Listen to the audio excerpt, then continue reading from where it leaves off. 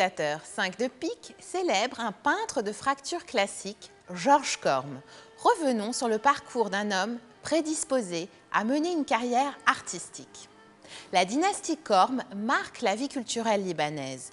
Le grand-père, Sem'an, était précepteur à la cour de l'émir Bachir. Son fils, Daoud, a été l'un des pionniers de la peinture moderne au Liban. Son fils, Georges, suit le sillon creusé par son père. Né en 1896 et décédé en 1971 au Liban, Georges Corme est doté de nombreux talents. La musique, les lettres et la peinture le passionnent. Il entame des études de peinture à l'École nationale supérieure des beaux-arts de Paris. De retour au Liban, il est honoré de la médaille d'or lors de la foire d'exposition de Beyrouth en 1921. Un an plus tard, il remporte le concours de réalisation de la maquette de la médaille du mérite libanais. Il fait également partie du jury pour le choix d'un projet de monument aux morts de l'armée du Levant. En 1929, Georges Corme émigre en Égypte après son mariage. Il se lance dans les affaires et peint durant son temps libre. Georges Corme fonde au Caire, avec des amis artistes, un groupement pour la promotion et la diffusion des arts et des lettres en 1934. En 1936, il est élevé au grade d'officier des arts et des lettres par la France. Le musée d'Anvers fait l'acquisition de 2 de ses toiles. Georges Corme reçoit la médaille d'honneur du mérite libanais en 1937.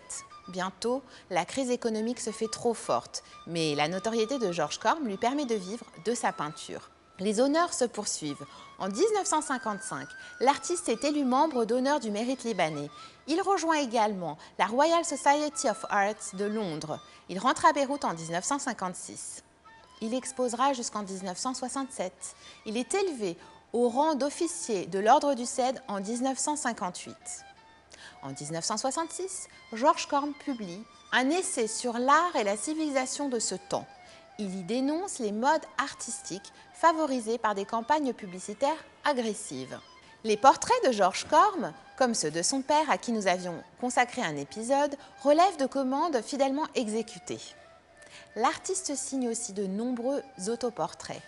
Ses nus, dotés d'une sensualité évidente, taquinent les conventions établies. 5 de pique vous présente les Halleurs, peinture à l'huile exécutée par Georges Corme en Égypte dans les années 30. Cette toile appartient à la collection privée de son fils, l'économiste et politicien Georges Corme. 2 autres versions de l'œuvre existent, l'une en Italie et l'autre au Palais Bravda, résidence du président de la République du Liban. Cette peinture de genre historique rappelle le chef-d'œuvre du peintre russe Répine, auteur des Halleurs de la Volga en 1870. Un halleur tire un bateau à l'aide d'un câble pour le faire avancer. Ici, les personnages sont attelés comme des bourrins. Ils marquent le clivage de la classe politique, tiraillée entre bourgeois et ruraux, qui aboutira tout de même à l'adoption d'un régime parlementaire en 1923. Les visages affichent une douleur. Les bras tirent le fardeau du peuple. Ils incarnent la misère que peut produire une nation. Les corps sont chétifs. Les ombres marquent à peine le sol. Elles contrastent avec le courage de ces hommes accomplissant un travail inhumain.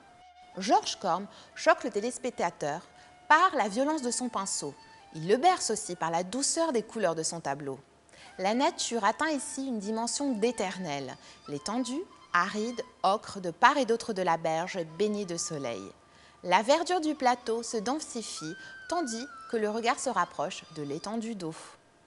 Structuraliste dans ses formes, cohérent dans sa production, Georges Corme signe des chefs-d'œuvre au-delà des modes picturales auxquels il a toujours refusé de se soumettre.